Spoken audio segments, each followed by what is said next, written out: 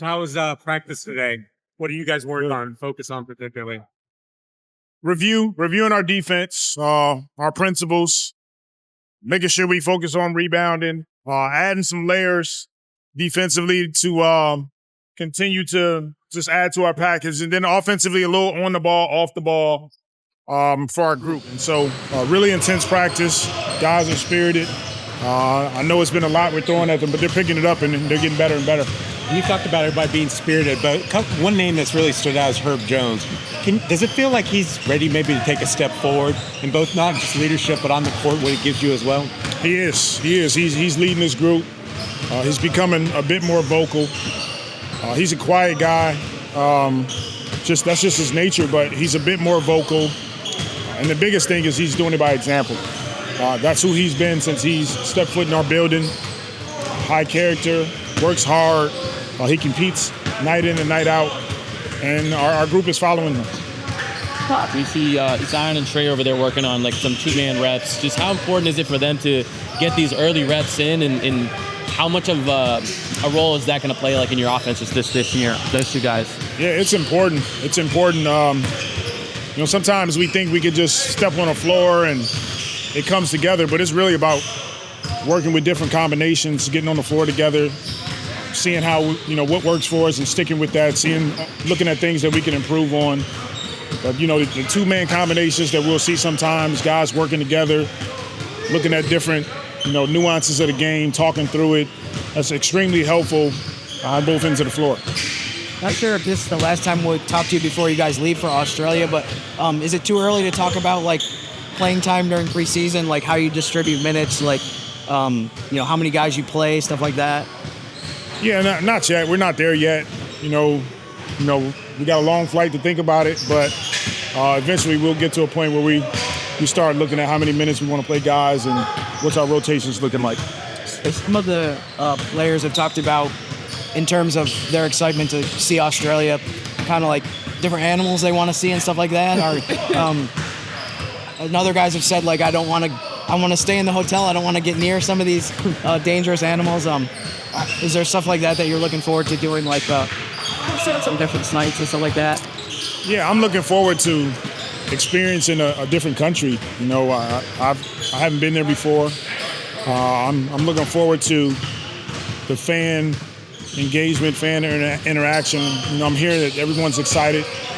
We're excited to be able to have this opportunity. It's such a blessing when you really look at it in totality. So we're going to go. We're going to try to, continue to work hard and compete, but try to enjoy it as well. And I don't know if I'm going to get a chance to see anything outside of, like, practice and meetings and, a couple dinners would be nice, but I don't know if I'm going to get a chance to, get to see some of those animals these guys are talking about. Do you have a feel at all for how huge the fan base in Australia is for the NBA? It seems like the last few years in particular, we hear from people from Australia more and more. It just seems like that country, the fan base is just increasing.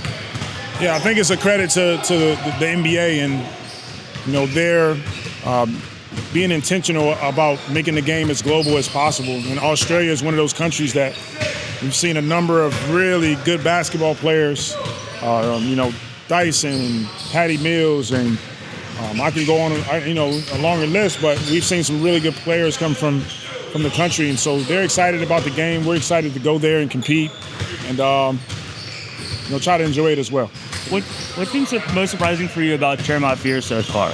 Say it again. What's been most surprising for you about Jeremiah Fear so far? His ability he just doesn't back down from anything. He's tough. He wants to grow and get better. He's extremely talented, and the fact that he's doing this at 18 years old it's incredible. Most of us couldn't touch the surface that he's on right now, and the fact that he can do this so young, he has a maturity about him that I love.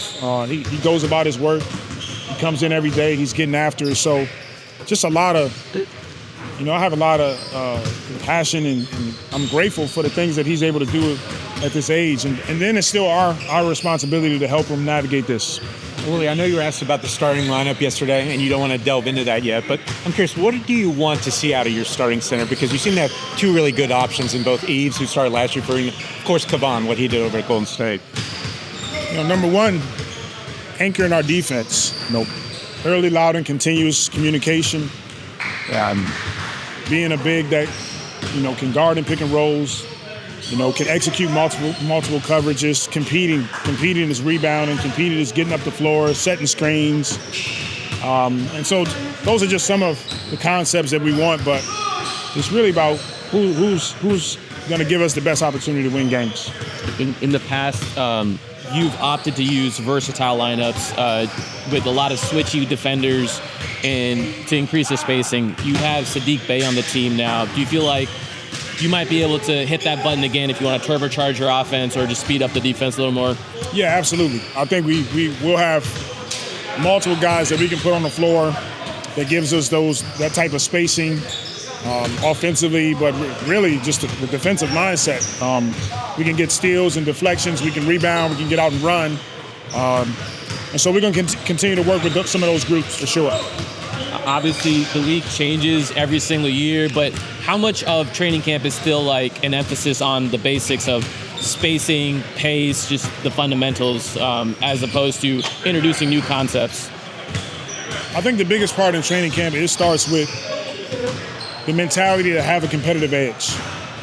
And then you sort of build out from there. Now you build out how you want to defend. What's our rebounding technique? Being a protect the paint team, contesting shots at a high level. You build out your offense, playing fast, rebounding the ball, getting to space, setting good screens, sharing the basketball. But it starts, all of those tie into the competition for us. And so we want to be a team that steps on the floor every night and give ourselves an opportunity to win. So we're just working on some of those concepts. But first, it starts with the mentality of competing night in and night out.